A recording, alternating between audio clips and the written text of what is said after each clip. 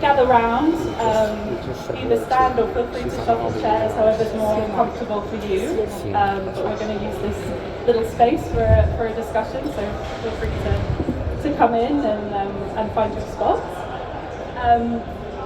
Thank you everyone for joining us for this discussion today. I think it's been a really welcome focus on food, this COP, and we're really looking forward to diving into one of the key action areas around that, which is land-based emissions and removals. So look forward to talking more. Just a quick run of show. I'll share a few kind of opening remarks just to set the scene and maybe prompt some thoughts. And then we'll turn over to our fantastic panel. We'll introduce them a bit closer in a moment. And then we have lots of time for discussion, Q&A, networking. So please feel free to think of insights, things you want to probe our panel on when we get there. So thank you for that. My name's Kate. I'm from the World Business Council for Sustainable Development. Nice to see some familiar faces, and pleased to be co-hosting this with the BCG team. So thank you very much for sharing the space with us. All right, so, well, we have some slides, but no worries, but I think we're going to keep this quite informal anyway. So maybe just to share, first of all, to set the scene. So this discussion is also in the context of a couple of recent reports which we've shared. Two from WBCSD, one really zooming in on tackling Scope 3 emissions for the agricultural value chain. And the second one looking specifically at regenerative agriculture metrics. So what are the metrics we want to align around to measure the outcomes of regen ag? And climate is of course a big part of that. And a third report also from BCG and WBCSD looking at how we finance the transition to regen ag. So we'll hopefully share some insights from that, but also very happy to talk afterwards. So let me maybe share just one point on why we're talking about land-based emissions and removals today. Many of you probably know this inside out, but 60% of emissions from the ag value chain are represented by land management, so everything that happens on farm, and land use change, so the conversion of land for agricultural practices. So that's the really critical point for companies to zoom in on and really get a handle on how they're measuring those emissions to enable targeted interventions and measuring the impact of that over time. So hopefully we'll talk a little bit more about that on the panel. And secondly, and finally, before I turn it over to folks to share a little bit from your perspective, just wanted to share 3 key action areas that we're working on within WBCSD when it comes to Scope 3 emissions. Hi, welcome, and folks, please do feel free to come and find a spot. So 3 key action areas that we're working on within WBCSD around Scope 3 and agriculture and food. The first one is standards and frameworks, so the real need for alignment and collaboration towards constructive standards that enable us to measure the impact of these land-based emissions and removals in a way which businesses can adopt. The second one around data and accounting. So there's a real need for decision-useful data. I think a lot of folks have shared right now it feels like a bit of a wild west. Teams are using different data sources, different MRV tools, so how do we bring that together and foster greater alignment? And the third piece is around incentives and farmer engagement. So how do we support the transition at farm level in a way which works for farmers, doesn't place additional burden on them, and in a way which works for the value chain. So just wanted to set the scene also with those 3 key action areas, and I hope we can hear and pick up on some of those through the discussion as well. So thank you for joining. Please, again, encourage you to come forward, think of questions you want to ask the panel. We really have a great set of folks lined up here today. And thank you very much to BCG, and I will pass over to Jack. Great, thanks Kate. Hi everybody. Very excited to be with this distinguished group of panelists today to speak about unlocking land-based emissions reductions and removals in the food and agriculture value chain. We're going to have a focus today on pragmatic approaches for measurement, reporting, and verification, and how to use the outcomes from those metrics to help scale regenerative agriculture. And before we dive in, I'll just do a brief introduction of the panelists. To my right over here is Karina. Karina is an organic producer in Brazil who's working towards achieving gender equity in organic farming. She's a director of the Instituto Brasil Orgânico, and also incorporates agroforestry into her practices. Next over is Dorothy, who's the Global Food Sustainability Director at Unilever, a global consumer goods company. And she's also a registered dietitian, so she's committed to ensuring everyone has both sustainable and nutritious food. Next over we have Bernard. Bernard's the VP of Sustainability Governance at Yara, which is a global crop nutrition company with a mission to responsibly feed the world and protect the planet. And then we have Julie, the Chief Sustainability Officer at Olam, a leading agribusiness company with a mission to transform agriculture and secure a more sustainable food future. And lastly, we have Meta, who's the East Africa Regional Director at TechnoServe, where she's also worked on understanding and promoting gender equity in coffee farming. So really, it's an exciting group of people here, and I'm very much looking forward to this discussion. So Bernard, we'll start with you. Would love if you could help us set the scene here with an overview of Yara's Scope 3 emissions footprint, and what are some of the barriers you have to being able to measure and track the interventions you're taking on your emissions? Thanks, and thanks for inviting Yara here.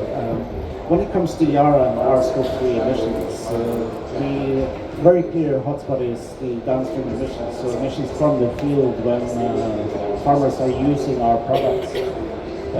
These emissions constitute about 60% of the total Scope 1, 2, and 3 emissions, so by far outscaling the Scope 1 emission from our industrial production of fertilizers.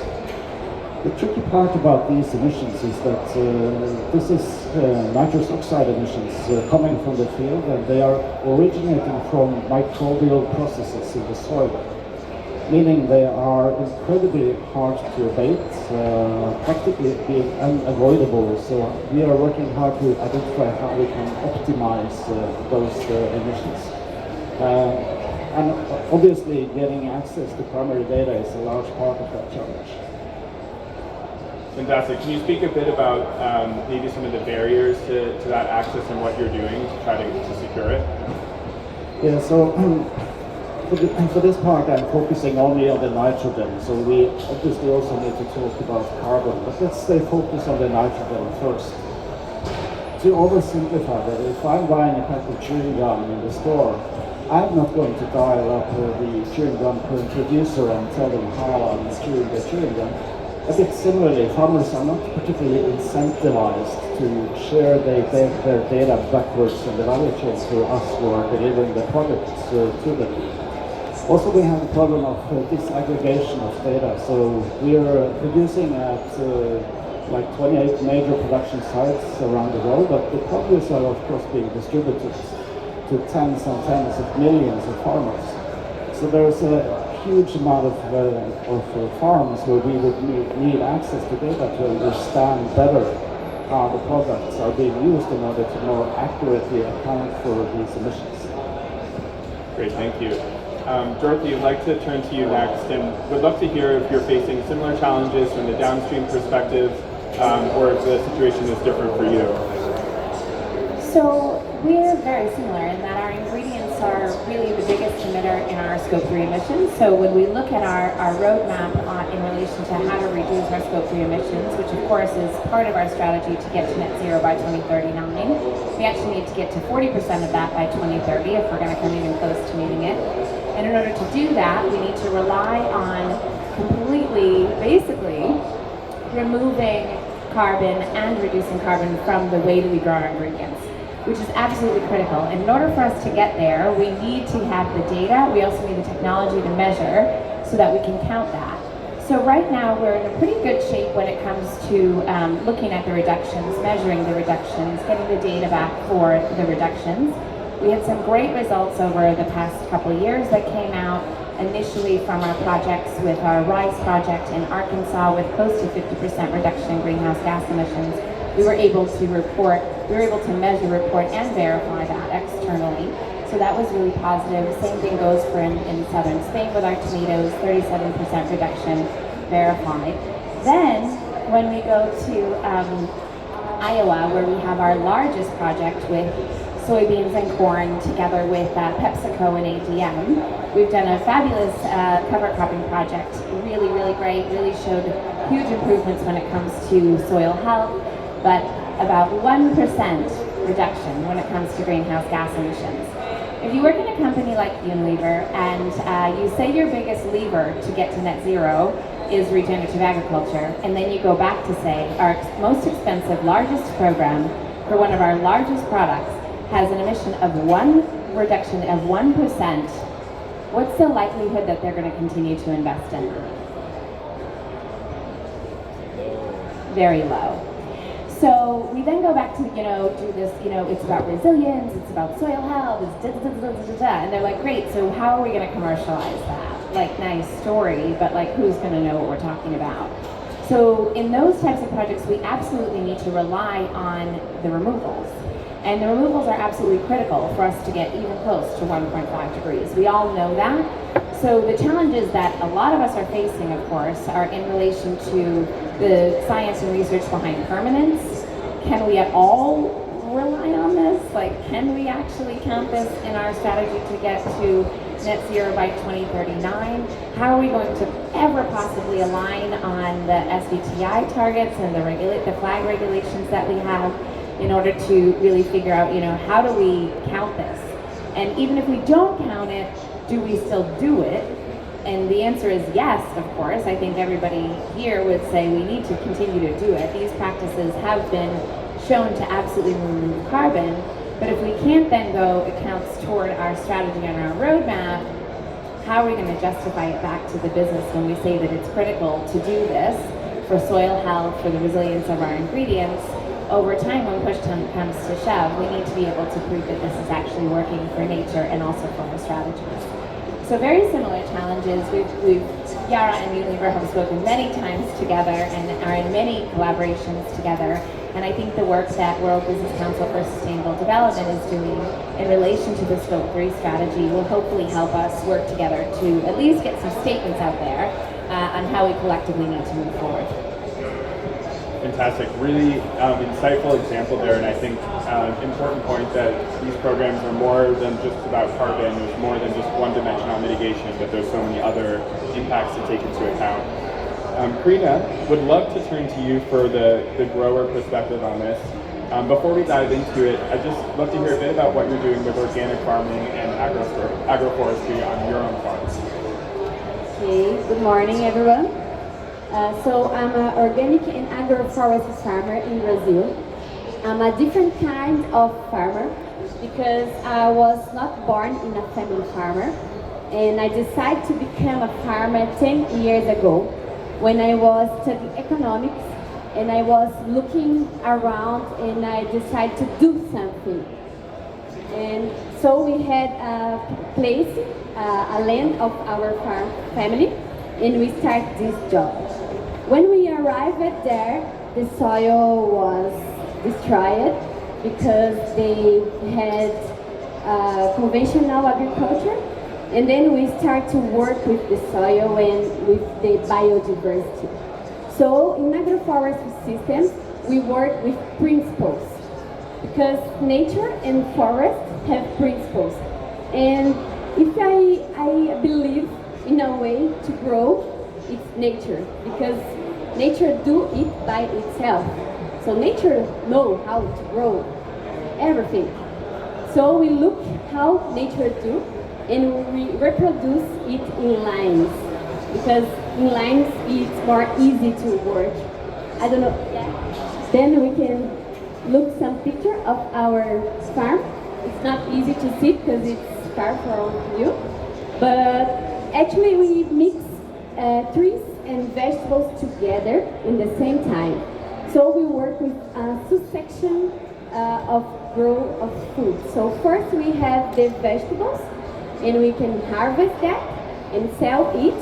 And then in second time we can have fruits. And now, because once we plant trees, these trees will grow. And when tree grows, the shadow comes. And when shadow comes, it's not possible to have vegetables inside this place. So at that moment, we work with subsection because we start with vegetables that need sunshine, and then we start to harvest fruit, and now we are increasing more and focus more in shiitake mushroom production, because shiitake like this environment, shiitake like trees, shiitake like humidity. So we work with nature, we work to nature, and nature works to us. So if we go to the same way that nature do and not at the opposite way, I'm sure we can do food production, we can do reconstruction in the environment, and we can harvest tons of food.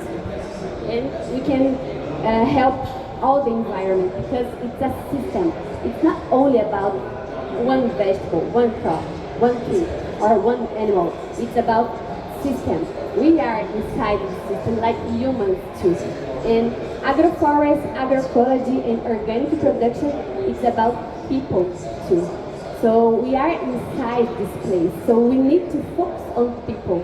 In organic and agroecology production, we have this kind of production like social tools and a production tools. So we need to focus on that. Okay. Great, thanks Karina. Looking forward to digging in more there. For now, Messa, I would love to move over to you, and maybe you can help us bring the conversation together so far that we heard from Bernard and Dorothy about reducing their Scope 3 emissions at a company level, from Karina about agroecology at the farmer level, and I know you really work at the intersection of these two levels. So I'd love to hear a bit about how you think about transparency and traceability and creating that ability to track data across those levels. Thank you. Thank you, everyone. Thank you for having me here. I'm really excited to hear about talking about measurements and the impact of the smallholders' activities into this whole climate agenda. I think one thing that's very clear, we really need to have walk into the creating a common definition of measurements and what we're measuring and the kind of activities. So bringing the conversation together and having a common language or common structure. We, as the international non-profit, we want to unlock the investment potential of the climate and carbon sequestration to smaller farmers. And so in order to do that, we need to have some measurement and common definition. And we have the private sector partners in the likes of Clara and we were really trying to also understand this and come together. So the two of us need to have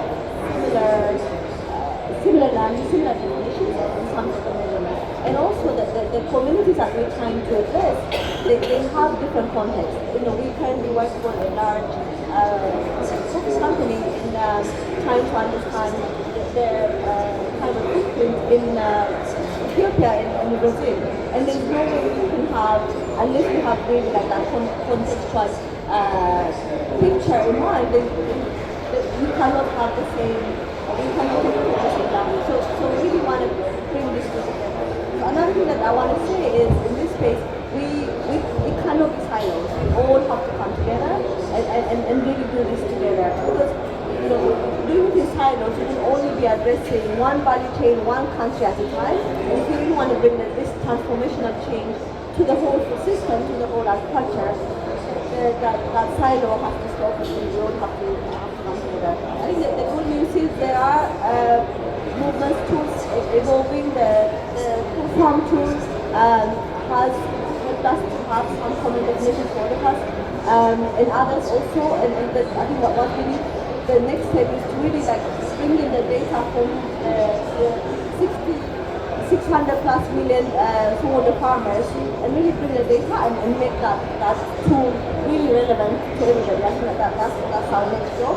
We are very excited. We in partnership with the University of Minnesota have developed an AI-based geospatial mapping of trees in the names where we started, but that can be replicated and scaled up in other areas. And we currently have a small pilot in Ethiopia where we're trying to compensate farmers for regenerating their trees. And in order to actually verify that currently, we actually go on the ground and do the counting ourselves. But if you have this mapping from the geospatial mapping, that process is going to be a lot more efficient and a lot of that real value is going to go to the farmer. So it's really, things are moving in the right direction. But I just want to also call out, in this whole process, we cannot underestimate or forget the value we need to bring to the smallholder farmer. Whatever measurement we bring, whatever we want to do, we want to make sure it's simple and brings value to the smallholder farmer. Sustainability, regenerative practices have to make sense. Karina, like farmers are grappling with poverty, with livelihood issues, with income issues, and whatever we bring has to answer that question. And whatever measurements, whatever terminology, language we bring has to be relevant to them and has to be adoptable for the smallholder farmer. So, like whatever I said earlier, if you can't answer this question, it all cancels each other. Thank you. Yeah, great set of points on the importance of partnerships and collaboration, the impact of remote satellite sensing for decreasing the cost of MRV, and then tying these programs to smallholder farmers. Julie, would love to hear your perspective building on those from your work at Olam, in particular in Africa and Asia. Yeah, thanks. And I love what I just heard over there. It's given me lots of ideas already on how we can build up our own data systems to get more value back to farmers. So, from a high level, of course, traceability and accurate data and footprint measurement is important.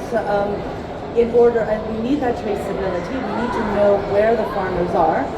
One, to be able to apply the right emissions factors for our corporate footprinting, and to identify hotspots as well from an emissions point of view. And then two, to make decisions also about where to source and where to implement programs. So we're using, we have at a corporate level, footprint and emissions calculation tools, such as the digital footprint calculator inside @Source, which is like a kind of like a pool farm tool, allows you to measure your footprint according to all the inputs and practices that you've applied, as well as the corporate footprint accounting tool of Terrascope, which allows us to identify across our business around the world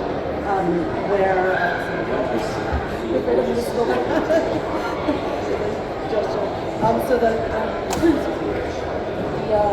Terrascope allows us to measure from a higher level corporate point of view.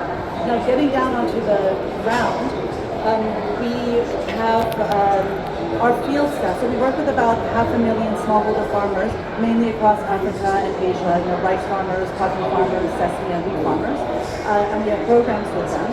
And our field staff go out to provide coaching and such, and they use their apps on their phone to register the farmers, to take the polygons as well, and of course to put a list of other information about soil practices, training provided and such. So this is one level.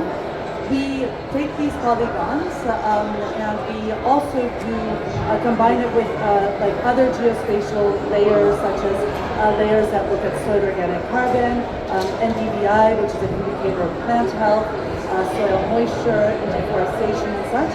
And that allows us to, again, know where we can target regenerative agriculture initiatives. And it shows us, it's really interesting to see where land is degrading, but also where it's improving, because then we can say, let's go and visit those farmers. Is there something intrinsically different? Is it in their soil? Is it in their practices and such?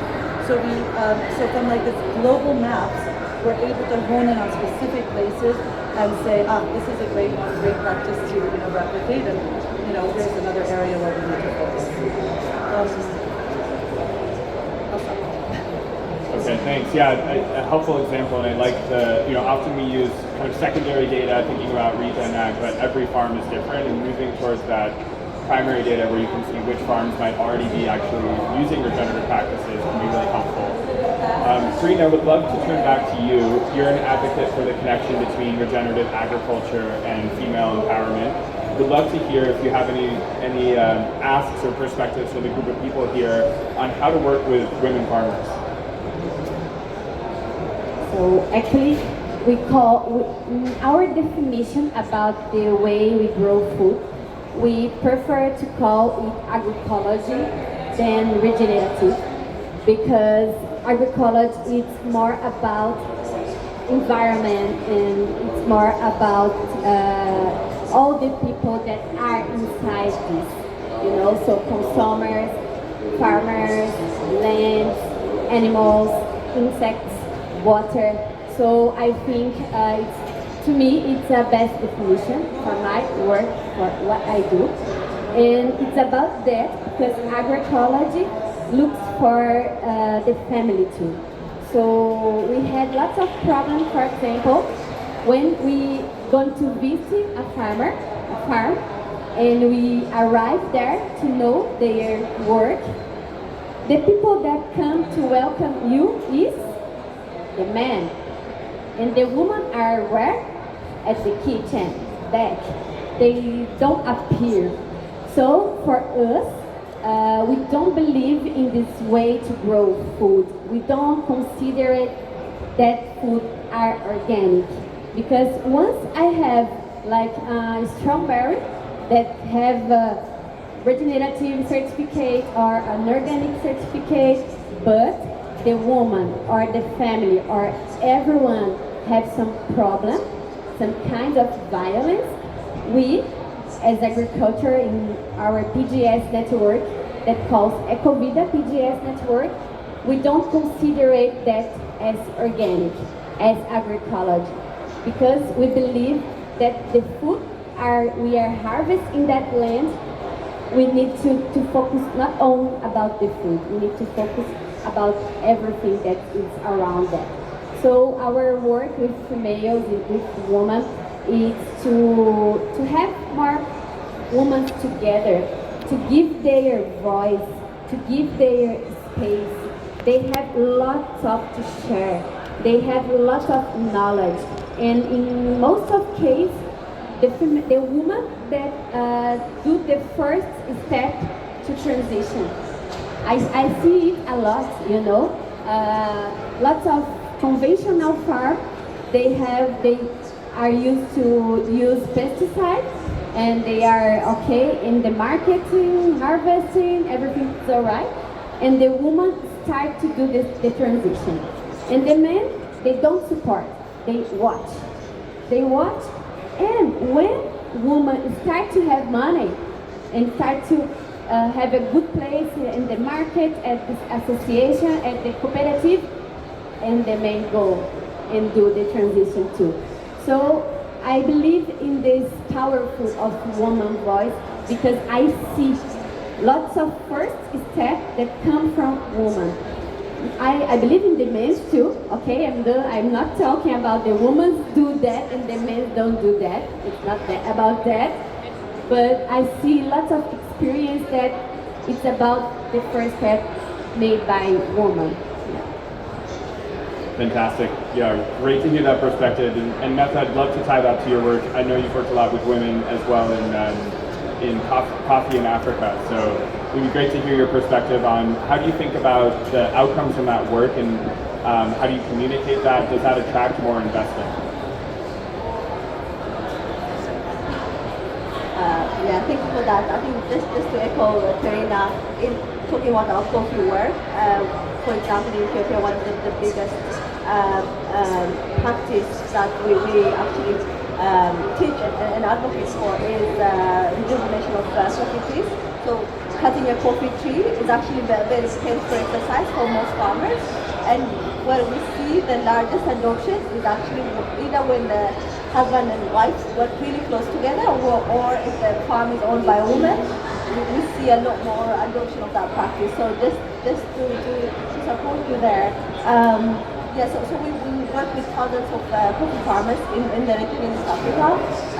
We believe we're not unlocking as much investment, especially in the climate funding in these areas as much as we have. We see that we need to do a lot more in terms of improving the measurement of the practices and how we actually communicate that. We have, in terms of climate funding, we have about a quarter of the climate funding going to nature-based solutions globally. But a large percentage of that, about 95% of that, comes from the public sector. Not a lot of private investment is coming there. And I don't think it's through lack of intent or people like Unilever, Yara, and others, I'm sure are interested in really making more investment and unlocking that potential. But it's not easy. Like working with like 600 plus million smallholder farmers, really diving into the behavioral change and really getting that, understanding that and measuring that is really difficult. So we're really interested in like I said earlier, having clarified definitions in order for us to unlock this investment that can come from the private sector. I think having that clarity in definition and really like measurement is also helps us to unlock the funding from the carbon credits. I think that currently that market is about 2 billion plus. A lot of it goes to agroforestry type of investment.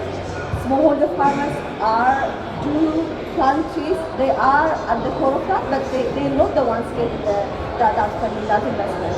Why? Because it's not easy. It's really it's not as easy as like looking at the big commercial agroforestry, and it's very easy to count it and then make that investment. But smaller farmers, we're talking about like half a hectare, less than a hectare type of farms, and so for that we do need to do a lot more in terms of the definition, in terms of really helping everybody measure it. We have had a couple of projects with the private sector in Mexico, for example, with Denon, and we work with smaller farmers in and strawberries, where we managed to reduce the carbon emission of these farms significantly while increasing their income. So there are possibilities when we come together and look into it, but there's a lot that is still a lot to be done. Thank you. And Dorothy, I think you wanted to add a point on top. I'll just add a couple things in relation to the way that we work with farmers, and then I'll speak a little bit about women in agriculture. So in relation to the way that we work with farmers is we really try to get farmers to come together. So in Iowa, we have brought them all together into a program called the Practical Farmers of Iowa, where they actually come together on behalf of Unilever, and we only have a few of those farmers actually, so that they can learn from our farmers, and then our farmers go to of course teach others. So that's a real important way to bring farmers together, to really help them learn from each other. So by doing so, we've been able to actually increase the hectares or acres of the farm that we have our soybeans and our corn moving to regenerative agriculture, not through us though, through the farmers themselves. So that actually really, really helps with the transition. It really speeds up the process, and it really, really catalyzes change with a positive sentiment. And the other piece that I wanted to mention is for example, in southern Spain, we actually send some of our farmers to see those farmers. And there's a few things that I think we need to kind of just remember collectively. One is that a lot of these farms don't have any Wi-Fi or internet on them, which means that they're going to have to write things down. So when we went to go ask them how they got to the number of 173% more pollinators on their farm, they actually said that they not only just look around, they actually use our mechanisms, but the way that they knew to measure the pollinators increasing is because they saw them. And I think it's really important for us to understand that we go on and we're sitting here going on about, I need regenerative agriculture to get us to net zero.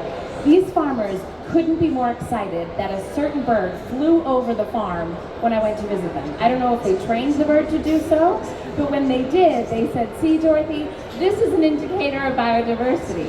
And I think we need to also remember those joyful moments that really show them that there's more life on their farm than before. And that's what's going to help them to continue to do this. It isn't the decrease in carbon emissions that we're reporting on and they're potentially getting money on all the time. It's a variety of different things that are going to motivate people to do what they're doing. And it's really important for us to take joy in those pieces as well. In relation to women on farms, I think we need to understand that more than 43% of agricultural workers are actually women. And the FAO estimates that if women got the education, land, access to market, and the equipment that men did, yield would potentially be 20 to 30% higher on farms that are run by women. So that's a huge, huge statistics for all of us to really pay attention to. And in Unilever, we have a few programs that are specifically dedicated to women, and we've learned some pretty cool things from it. One is that women in India and Middle America, where we're doing a program called the Shakti program, when we enabled them to be entrepreneurs and run their own business, they were able to significantly improve the health and the community. So not just their health, but the health of the community. And by doing so, they were able to really bring themselves up. They feel self-empowered, and they're able to educate others in relation to what food is to them, what even your products mean to them, and also be able to sell those products further. So women as entrepreneurs is a really great space to really look forward to say we need to empower women, educate women, to have them be on the farm, but also go outside of the farm to be their own business. We also work on the Vanilla for Change program in Madagascar, where we have actually simply done a little bit of an experiment where we educated the women farmers, simply educated them about what's happening on their farm from a nature and a climate perspective. And by doing so, many of them on their own created a community to learn from each other so that they could increase the production of vanilla, which is, if you know about vanilla at all, it's a very hard crop to grow, and it's only can harvest for a really quick minute, and it's only good for like a minute. So you have to be really quick at it, and also it works much better, it grows much better if you grow it together with many different types of species. So by just educating women, they were able to really do that themselves and then increase their income by growing those other species. So there's a lot out there in that space, and I think I couldn't say more about helping farmers create communities with farmers, and also helping them understand that we find joy beyond just lowering our carbon emissions. Thanks, Dorothy. And great reminder when we're at an event like this, what actually is happening on the farms, and I think what a lot of people find a lot of energy from as well. Bernard, I wanted to turn it over to you. So we've heard a lot about collaborations and about working with growers.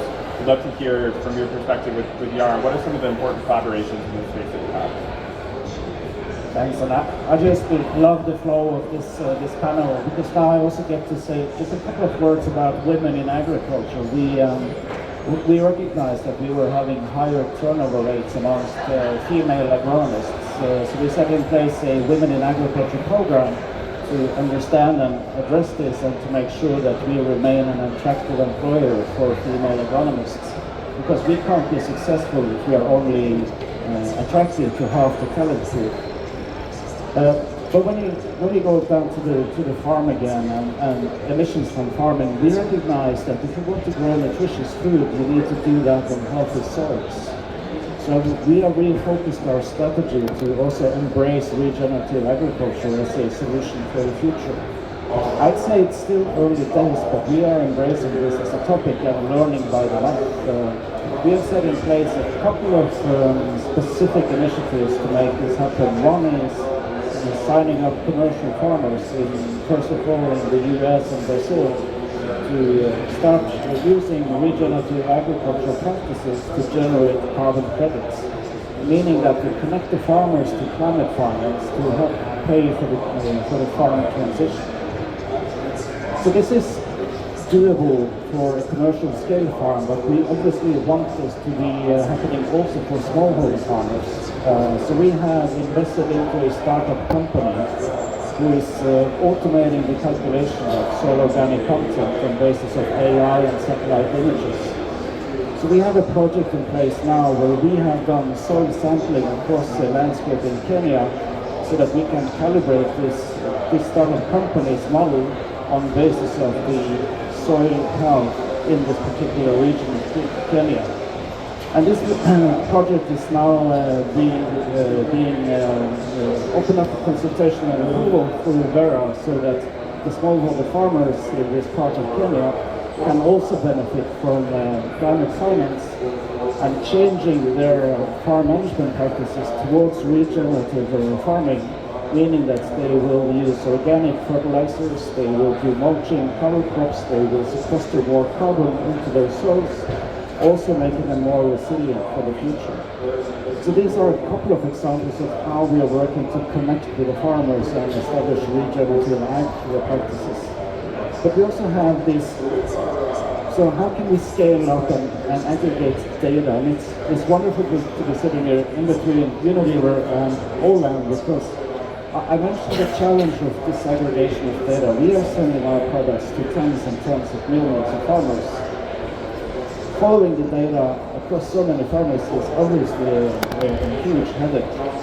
But on the other side of the farmer, we have the food companies such as yourselves, and you have the same challenge as us in having massively disaggregated data, and you will need to collect and aggregate that data. So there's a huge opportunity for us to collaborate to make sure that we track our products, understand how they are being used, we're able to calculate the associated emissions and how to optimize those, and then to collaborate with you guys so that you have a better understanding of the carbon footprint of the produce ending up in your products. So I see this as a huge opportunity, and this is something we are actively pursuing. We can mention one example of such a collaboration we already have in place. Only a few weeks ago, we started the first manufacturing of green fertilizers, meaning that they are being produced on basis of renewable energy, not on basis of fossil fuel. So the first tons of these products are being sold to it's a farmer collective and a food brand in Sweden. So we are collaborating with this food brand so that we can send the products to the farmers who are also owning the farmer cooperative, and send the products through to the food brand and ending up in the supermarket being branded as fossil free and with a declared reduced carbon footprint. So in this way of collaborating, I think we can enable the transition technologies that we really need to see happen. Thanks, Bernard. Julie, similar question to you from your perspective as Olam on collaborations in this space. What's working well? Yeah, thanks. I just want to say with Bernard that it all starts with healthy soils, and healthy soils. Is this working? Healthy soils is to get there. It's a combination of figuring out the right practices and the right practices for that environment, and looking at cultural aspects as well of what farmers would be comfortable adopting. But that said, so coming to collaborations, we've had, for example, in Thailand and in Vietnam, we've worked with GIZ, we've worked with the ministries and with IRRI to identify to promote alternate wetting and drying, site-specific nutrient management, strong stubble management, and quite successfully. And so we've seen a significant reduction in emissions due to the alternate wetting and drying, so reducing the methane emissions. We've seen a significant reduction in fertilizer use, and at the same time, the farmers have increased their income by 20%. So it's incredible that this can happen even in the first year. I often hear these discouraging things like, there's going to be this dip in yields and then it will come back up, and that's certainly maybe the case in certain systems, but it's not everywhere. There's actually quite a variety of impacts on yield that we can see in our experience in rice, also West African cotton. From the very beginning, when we apply regenerative practices, we see improvements in yield. And we see better resilience of the crop to climate and to insect attacks. Maybe just adding to the measurement front and kind of staying on collaborations a bit, I think it's really important that we have region-specific emissions factors as well as we're looking at footprinting. So in rice, we're applying like kind of a general footprint, and yet we're seeing that the same alternate wetting and drying, site-specific nutrient management, which has kind of positive impacts all around, but they are quite variable. It's not the same level of positive impact from one state to another, from one type of soil to another, and that's why we're working here now. We did some initial measurements in the past couple of years, and so now we're let's say doing more extensive measurements, and we hope that would be able to feed into the literature and just more granularity of the emission. Did you have something you wanted to add? I think that was no worries if not. Yeah, sorry. I have one final question for everybody, and then we can open it up either for some networking or open Q&A from the audience if there's questions that people have as well. So we've heard about a lot of different ideas today for scaling up regenerative agriculture, cross-value chain collaborations, aligned definitions, so agroecology, regenerative agriculture, what's included within that, empowering women farmers and the importance and the opportunity there, tech advances in MRE and what that might entail in getting more regional specific or farm specific emission factors. So it's quite a long list here. If you can help us prioritize and just share what's the single most important thing on your mind for either scaling up regenerative agriculture in your supply chain or for scaling up agroecology to more farmers in Brazil. So we can either do popcorn or just go down the line. I can start, yeah. So if you want to have more agroforest organic farmer in the world, we need to have more support about technology, because we have biggest implements for bigger lands. But once we work with agroforestry system that we have lots of plants together, different size and growing in different moments, harvest in different moments, we need technology for that. But good technology, that works together with the farmers, that works together with the soil and the environment. This year we had a course in our farm to show what agroforestry systems are to people from Bosch. They grow, they build these machines, yeah. And they were really interested in that because we really need, for example, machines and stuff to cut high trees, for example. And normally we do it by ourselves, but it's not safe. And we need this kind of technology. It's a kind of support that we can have. Another challenge and another way to help to have more agroforestry in the world, we need numbers, because numbers are important to prove that agroforestry is possible, because it's more easy to have numbers when you have monoculture. You can count it easy, but when you have different kinds of crops of variety, and in different times, because in the beginning we harvest vegetables, and now I'm harvesting mushroom, and the mushroom is growing in the lot that is harvested in the agroforestry system. So it's really difficult to have this number, different kinds of numbers, but we need it in our hands to prove that it's possible and to prove how it's important to face this challenge that we are living, we are watching disasters, and it is about agriculture too. Because, for example, in Brazil, we use 10 kilos of pesticide each hectare. It's a lot, We have lots of problems with health about pesticide use. So we need to find solution to face our way to produce food, because we have lots of lands that are destroyed, and we need to start again, to increase life in these lands, because it's a challenge. So I think technology it's something, numbers it's something, and support, of course, because we are working in our lands. We can't be everywhere at the same time. I'm here in my farm. I have my husband crazy, doing a lot of things, and I'm happy to be here. But I know we need support to be to have more technology and everything in our farmer.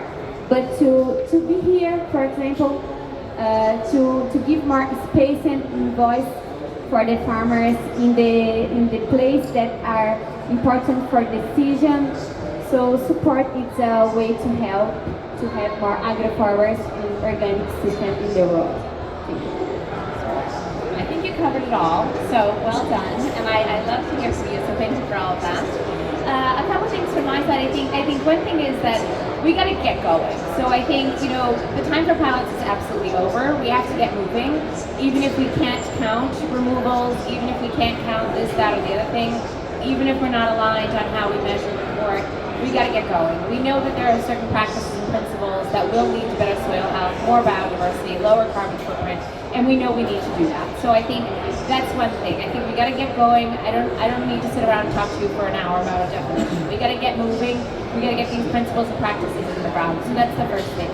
I think the second thing is that the big players, so the big company players that are the first movers, need to get together to have some really clear ways forward, and to be able to bring forward the small and medium-sized companies.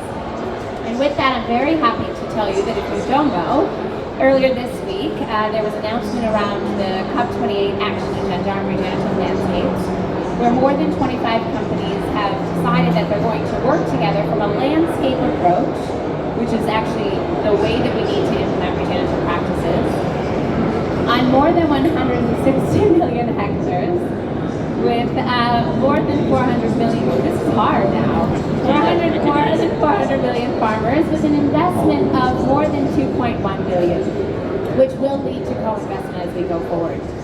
And this is a commitment that we have to be done by 2030. So this is a collective commitment. This means that many companies have roadmaps to go forward. Many companies have decided that we will work together. This is a pre-competitive way forward. And this is the way we need to go to enable us to align on the way we measure, report, verify, work together to go forward to co-finance, to go beyond these 25 companies, and also go forward to advocate for changes from a regulatory and government environment perspective. So through this, what I, as one of the champions of this action agenda, promise to many of you is that we will do that. That's a big part of WBCSD and BCG's agenda, to work together with all of these companies from a fair perspective to say this is the way we need to go to enable major impact at a landscape level. So that leaves me very hopeful, and hopefully food and agriculture will show up in the global stock take, fingers crossed, and hopefully we will go forward together. I think it's very hard to prioritize one thing that we need versus the other. I think the magical thing and the challenging thing about implementing regenerative agriculture practices is that it's different everywhere, it's different with every farmer, it's different on every crop, it's different on every landscape. And the reason for that is if you look at the definitions by the words, not whatever definition we want to create, in order to regenerate something, it needs to be degenerated, which means we actually can't call it regenerative agriculture until we have regenerated something. So these are practices that we intend to implement that hopefully, or agroecology principles, I should say that actually, that are intended to lead to better soil health, better biodiversity, and so on and so forth. But until we do that, we actually shouldn't call it regenerative.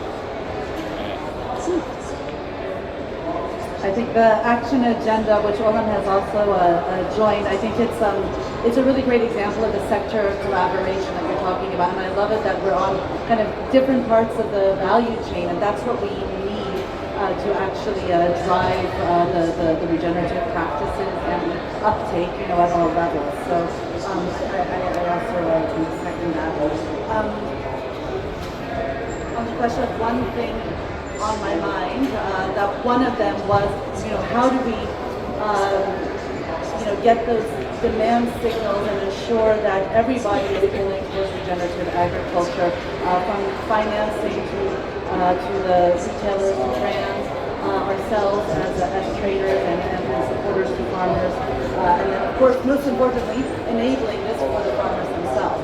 And on the farmer side, there's so many technologies and techniques that we already know are effective. But when I talk to farmers, from small farmers in Africa, in Southeast Asia, to large farmers in America, they're all telling me, well, we don't really know what we're supposed to do, And I thought, okay, small, remote farmer, I understand. But even the large farmers in the US are telling me, what exactly do I do? I've never applied chicken better on my farm. Like, I know it's good, but I don't like what how. And so somehow there's an information gap as well, and that may be quite country specific in terms of how extension services they operate.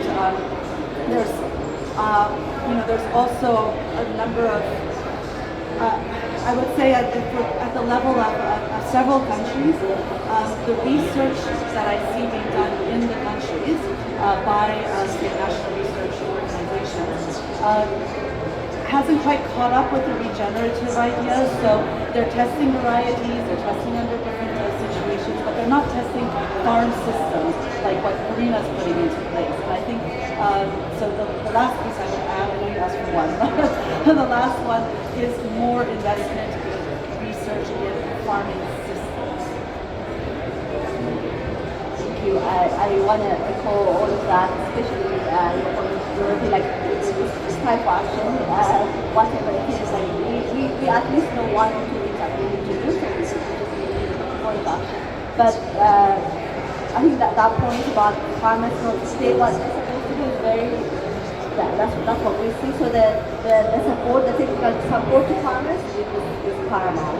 But I think if I have to pull out one thing is what I said in my first answer is we do need to, whatever we want all the farmers to do, we need to answer the livelihood issue. We need to have a short-term and medium-term and long-term action items for the farmers, because we have millions of farmers who are not food self-sufficient themselves. So like to go to that farmer and say, start looking after your soil, etc., I do need to also answer the hunger issue today. So whatever suggestion we have, whatever action item we go and talk to the farmers, we do need to answer the income question in the short period. So that's the one action which I would ask. Thank you. A really rich and full set of perspectives there. We've got a question from the audience. So Ethan, do you want to come up here and take the mic? Hi there. Thanks for the excellent panel. I'm Ethan Soloviev, Chief Innovation Officer at How Good We're a Social Network for Sustainability Data. The title of the talk is about unlocking emissions. We don't want to unlock emissions. We want to lock up and we want to unlock removals. And so I'm curious, what do you really see as the path to unlocking removals? 1% isn't enough. So what do we need to do to actually get the 20, the 30, the 50% of the removals through the system? Do we think about carbon opportunity costs? Do we need more biochar and basalt on the ground? Do we need more agroforestry? Like, how do we actually get the removals going on a big scale and then account for it? So the 1% isn't even removals, that's a reduction. So we're not counting removals yet. So we are estimating and measuring removals, but we can't count them in our accounting because of permanence and because of lack of research, science, and measuring mechanisms, right? So there's a lot to be done there. I just said a lot of things that if anybody is in investing, then you should see money flying by because it's cost a lot of money. So the first thing is we need to really see the value in it. So anytime we need investment in anything, we need to create a value proposition. So we need to together create a value proposition for why it's important for us to really understand and believe in removals. From a corporate perspective, we need that in order so that we feel confident that what we're doing and what we're reporting on is real, right? So we need to be really credible, we need to do our due diligence. Even if we know that these practices and principles may lead to removals, we need to have the science behind it that is positive, that it will stay in the soil, even if we do what we're doing, continue to plant on that ground. And we need to also be able to have the confidence of the number so that we can report on that against our target. So that's going to take some collective work in the space of research and development, in the space of technology, in the space of really investing in that. And then the other piece is, if it's found, which it likely will be, that it isn't always permanent, then we need some mechanisms to do that. And there are some great companies out there that are investing in that and really looking at different types of fungi, microorganisms, or different types of things that can keep it there. There are also some types of seeds, there are also some types of organic fertilizers that have been known to keep the permanence of keeping the soil, the carbon in the soil. So there needs to be some of more of those technologies that really show the permanence, and then over time be able for us to report on them. So right now, the target and the guidelines that are out there right now are really saying that you need to have, I think, 20 years of consistent data to show that permanence. And if we want companies and farmers and others to really invest in that, there's no way that they're going to say, okay, great, I'll get my carbon credit, I'll get the company to continue to invest in me as a farmer because I'm doing these practices for removals in 20 years. Like, it's not going to happen. I mean, if you've ever worked in farming, you can't get even something across that's going to benefit next year. Like, you got to get it done this year, if not in the quarter, to be honest. So, I mean, we have to think about this in a collective way to say, I think, through hopefully the work we've done with BCSD and BCG, some of the first mover companies can come forward to say what exactly is needed in order for us to get the information so that we can go to the regulatory bodies to say this is the way that it needs to come out in the regulations. And I think that's a major step that needs to be taken forward in order for us to move in that direction. But we also still need a lot more of those fabulous people working in research and development, working in soil health to help us figure out how to keep the carbon in the soil and what it means to have it be permanent. So we can have kind of nature technologies.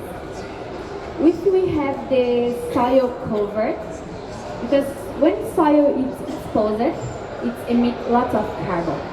Once we have the soil covered, we can have low emission. It's one point. So we need to work with technologies, natural technology, to have it in the agricultural practice. For example, in agroforestry systems, we plant trees just to cut. And then we plant trees to cut them and to put this organic material in the soil. So we increase life in soil and you cover the soil. It's a solution, okay? And when these trees that we cut are growing again, so we have another technology. It's simple one.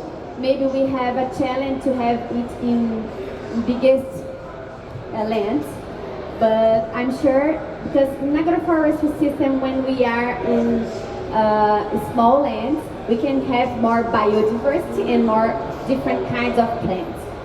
But we can have less complex mix of plants when the land is bigger. But we can have these two principles that helps a lot. Cover the soil and have plants growing, because when the forests are mature, old, the carbon increase is not too much. But when plants are growing, they can help a lot. So it's two ways to help. And another way is to stop a bit use pesticides because we need to increase life in the soil. So once we use it, we are going in the opposite way.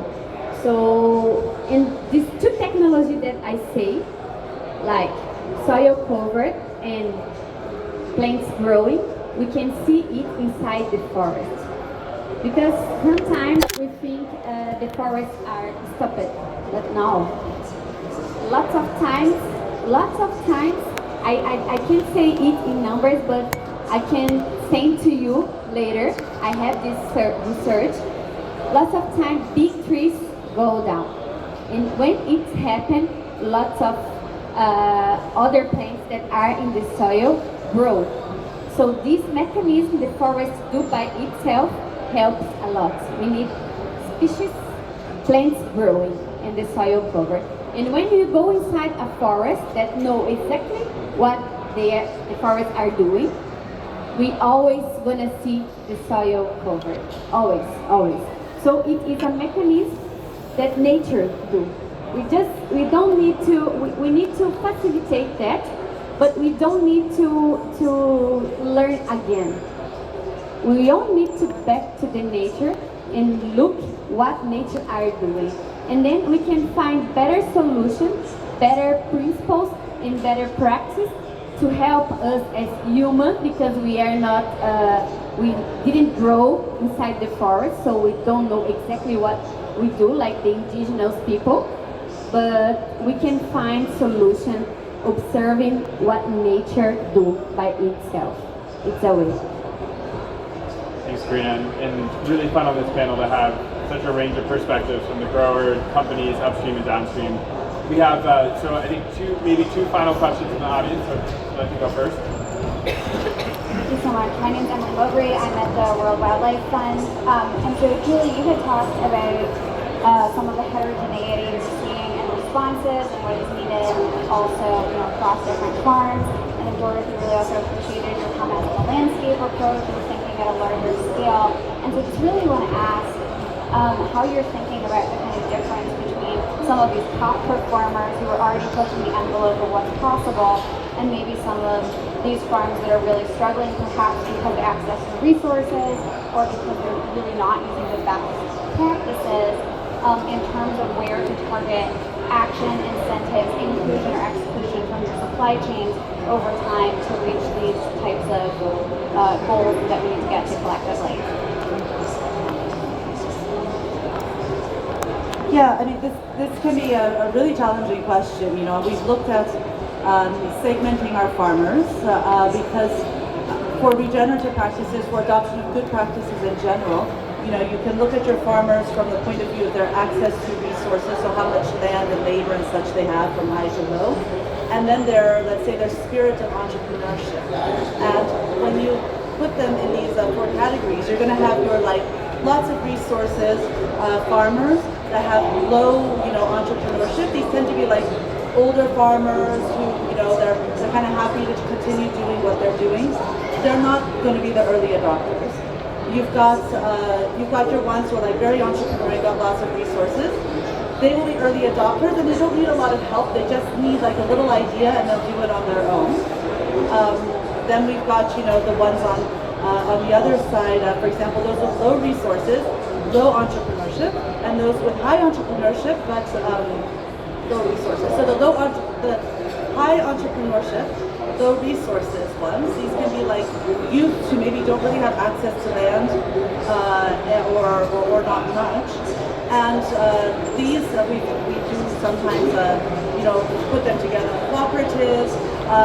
Also, they can become great as agri-entrepreneurs, providing services, so giving loans and support for harvesting and threshing, things like this. The challenge then is really that bottom corner: low resources, low entrepreneurship, which isn't a judgment. There's many reasons, just because you're so subsistence, and that's where I think it's really critical that we also bring in. One choice. And I will admit, it comes up in debate. Are these the farmers that we don't work with because it's not profitable for us? But we can't leave them on the side. So we do continue to work with them, but it's hard. And this is where we really need, and where the farmers really need the support of a leg up from donor organizations as well. So by segmenting, I think that we're able to find approaches that can support each of these groups. Great, thank you. Last question over here. Thanks. Simon Winter from the Syngenta Foundation for Sustainable Agriculture. I have two questions, very quick ones, both for Unilever and for Ola. So the action agenda, can you say a bit more about what our, let's say, smallholder farmer representatives on the panel have been asking about? How is that going to show up in the action agenda? Because if I look at the numbers, we're talking about an average farm size of something like 30 hectares or 30 acres, but it's not a classic smallholder farm. So how is that going to show up in the action of the action agenda, number one? And then number two, particularly related to the smallholder farmers, where we're talking about regenerative landscapes, not just regenerative agricultural practices. Of course, we're not just talking about what happens on the farm, we're talking about what happens in the broader ecosystems around the farm, the water systems, etc., etc. What's the accountability for that in the action agenda? Thanks. Yeah, so the action action agenda isn't just big farms, right? So it's a whole lot of smallholder farmers. It's a whole lot of small farms. It's a lot of farms in Brazil. It's a lot of farms in India, which will be smallholder farmers. So it definitely accounts for those. So it goes across a roadmap across more than, I think, I don't know how many countries, but I think I knew at one point because I said it, 105 or something like this. A lot of countries, over 100 countries, we'll say. So it does actually span many smallholder farmers. So the projects have to go across that, right? So I think it absolutely covers that, and it has to take into account the landscape approach when it comes to smallholder farmers. And I think when we've done smallholder farmer regenerative agriculture implementation, we have looked at the entire landscape. We've looked at all the farmers around them and actually worked together with all the farmers in the land around the smallholder farmer that we're working with, or the smallholder farmer collaborative, to transform all of them around them, and also to look at any type of watershed project that needs to happen, or any type of other kind of opening up of resources that need to happen in addition to that. And that's absolutely what will happen in the action agenda. I think it also provides an opportunity to say, you know, let's say Unilever works with this amount of the smallholder farmers, and then Nestle works with these smallholder farmers, and hopefully, if we do this well, then by implementing the practices and principles of those smallholder farmers and these, then we'll have better outcomes and impacts. Because one of the main challenges that our smallholder farmers often say is, if my farm borders a farm that, you know, has lots of pesticide runoff, nitrate runoff, then I'm going to get that in my farm, and then I'm not going to get the outcomes and impacts that I'm looking for. And this is a huge opportunity for us to do that from a kind of a geographical perspective, to really take a look at that. I think the caveat to that is, I'm talking off script, so I'm only talking about how I feel now. I'm hoping that if there are, you know, these farmers are Unilever. This isn't really how it works. I'm talking completely hypothetically. This is Unilever farmers. This is Nestle farmers, and these farmers are working for small companies or working for themselves. Then the co-financing mechanism should also fund those farmers. So that's the goal of it, and that's also the goal of the co-financing program that Unilever has. So we have a ring-fenced amount of money, which is called the Climate Nature Fund, and part of that is being utilized for the transition to regenerative agriculture practices and principles in the ground. In addition to that, our goal and our commitment internally is to get equal amount of financing as through co-financing mechanisms, grants, philanthropy, and so on and so forth, so that we can really fund the transition beyond our supply chain in surrounding areas.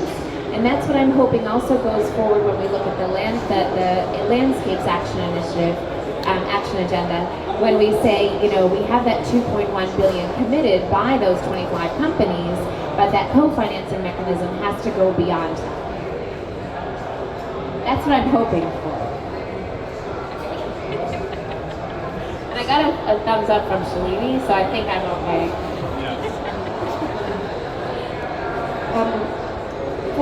For us I'm speaking only for Olan here, for the landscapes, regenerative landscapes initiative action agenda, we provided a few landscapes. So we provided some smallholder landscapes that we're targeting, and then some large farmers as well. And